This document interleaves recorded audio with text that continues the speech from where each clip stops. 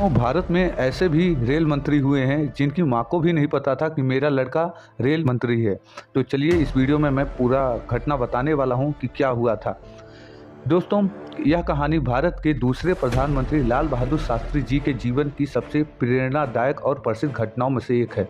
जब लाल बहादुर शास्त्री देश के रेल मंत्री यानी रेलवे मिनिस्टर थे, तब उनकी मां को लंबे समय तक यह नहीं पता था कि उनका बेटा इतने बड़े और शक्तिशाली पद पे है। इस ऐतिहासिक और दिल छू लेने वाली घटना को मैं आज आपको इस वीडियो में पूरा बताने वाला हूं, तो इस वीडियो को पूरा देखिएगा और अपनी राय कमेंट बॉक्स में जरूर दीजिएगा।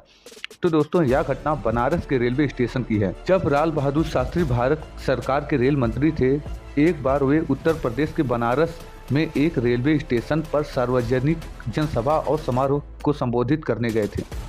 भीड़ में वह उनकी मां भी पहुंची थी। तो लाल बहादुर शास्त्री की मां राम दुलारी देवी एक अत्यंत सरल और सीधी ग्रामीण महिला थी। वे उसी क्षेत्र में रहती थी।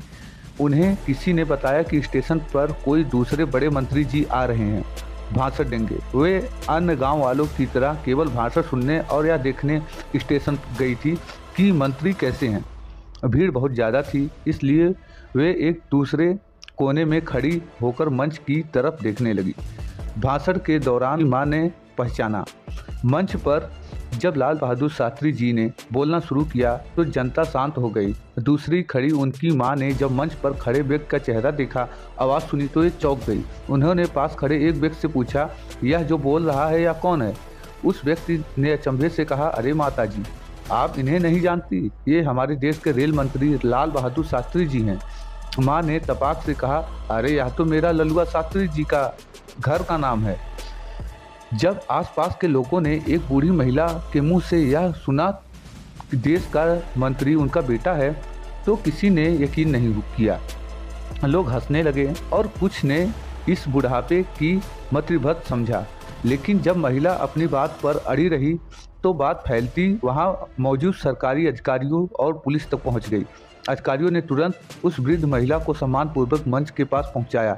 शास्त्री जी ने जैसे ही अपनी मां को देखा, वे तुरंत मंच से नीचे उतरे और उनके चरण स्पर्श किए और उनका आशीर्वाद लिया। मंच पर शास्त्री जी की मां ने उनसे सीधे शब्दों में पूछा, लल्लुआ, तू रेल का मंत्री कब बन गया और मुझे बताया तक नहीं? इस पर शास्त्री जी ने जवाब दिया कि उनके महान चरित्र को दर्शाता है।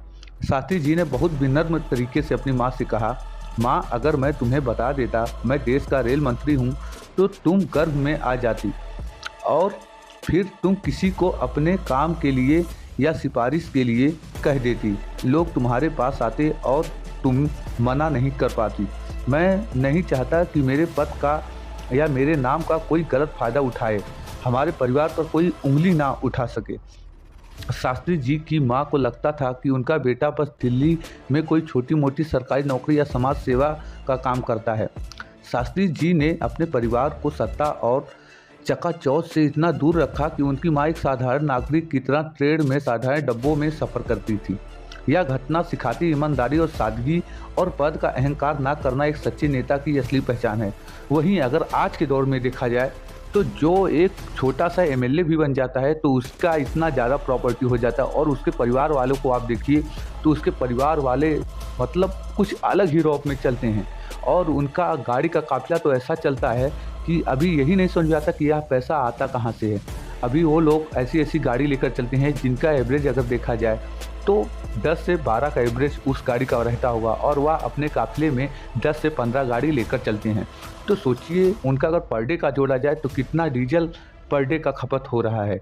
लेकिन अभी सोचने वाली यह बात है कि जनता को खुद नहीं दिख रहा है कि यह मेरे ही टैक्स के पैसे का इस्तेमाल कर रहा है। और एक लाल बहादुर शास्त्री जी थे जो अपने परिवार को भी नहीं बताया कि मैं इस पोस्ट पे हूँ, ताकि उन्होंने इसके लिए नहीं बताया कि ताकि मेरे घर वाले को अहंकार ना आए और वह फ्री में कोई सफ़र ना करें। वह पैसे देकर साधारण डब्बे में सफ़र करते थे। और आज का देखिए, कोई भी नेता होता बन रहा है तो ऐसा उनको फर्स्ट क्लास एसी चाहिए, फ्लाइट उनको ट्रेवलिंग चाहिए। तो अभी आप लोग सोच सकते हैं कि अभी हमारा पैसा सब जा कहाँ रहा है। तो यही सब नेताओं को मेंटेन करने में हमारा पैसा जा रहा है।